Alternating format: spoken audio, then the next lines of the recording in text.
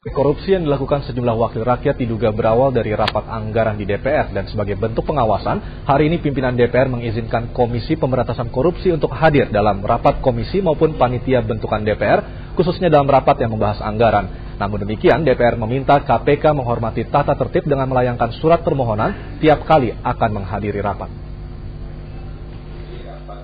Pertemuan antara pimpinan Komisi Pemberantasan Korupsi dan pimpinan fraksi di DPR sempat menghangat. Sejumlah anggota DPR memprotes sepak terjang KPK yang dianggapnya kelewat berani dalam membuka penanganan kasus anggota Dewan yang diduga terlibat korupsi. Kalau pencegahan Pak, Bapak sadar, handphone kami ada yang salah, langsung katakan, Pak Sultan itu salah, jangan lakukan. Sampai hari ini, Bapak mereka, tidak sama Pak, jangan gara-gara KPK silaturahmi putus. Itu yang saya lakukan Pak, yang saya alami. Gara-gara Bapak, saya minta teman saya mau bawa baca susah. Bapak juga kan bohong juga kan. Tapi innamat a'malul binniyat. Kedatangan KPK ke DPR ini merupakan tindak lanjut permintaan Ketua KPK untuk melakukan monitoring terhadap proses anggaran di DPR. Biarpun diprotes, tapi pertemuan yang berlangsung hampir 2 jam ini menyepakati bahwa KPK bisa hadir dalam rapat anggaran asalkan sebelumnya melayangkan surat permintaan izin.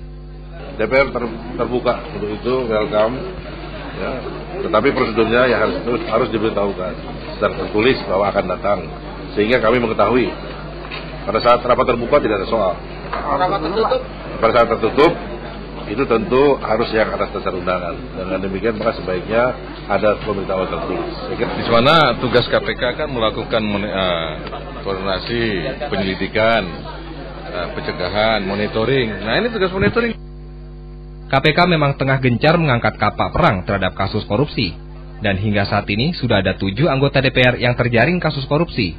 Melihat berbagai kesaksian di persidangan Tipikor selama ini, bukan tidak mungkin daftar anggota DPR yang jadi koleksi KPK akan bertambah.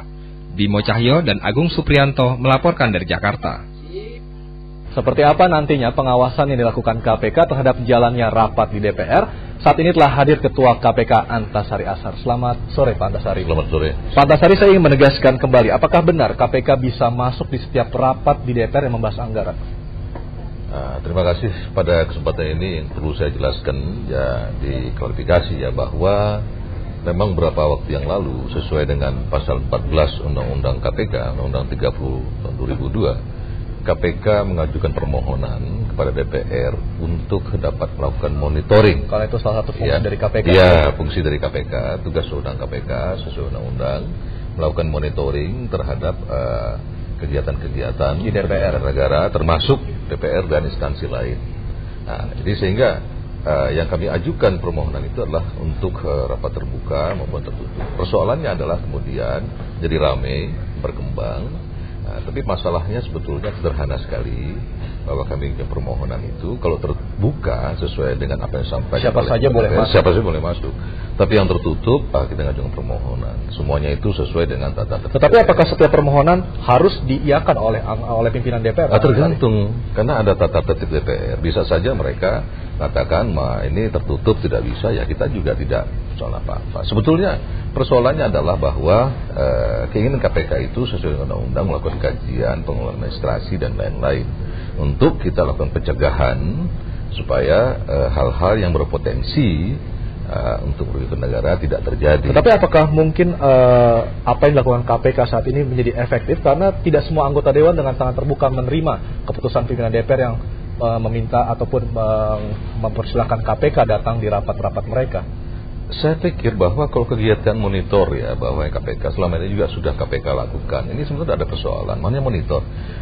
Perlu kami tegaskan bahwa KPK tidak ikut di dalam pembahasan dalam artian tugas wewenang DPR, tidak ikut. Artinya anggota KPK di sana hanya memantau, hanya mengamati, dan hasilnya dibawa ke kantor seperti itu, Pak ya? Bawa kantor, kami lakukan kajian, dari hasil kajian nanti kami sumbangkan pemikiran untuk DPR. Jadi tidak ada persoalan sebetulnya.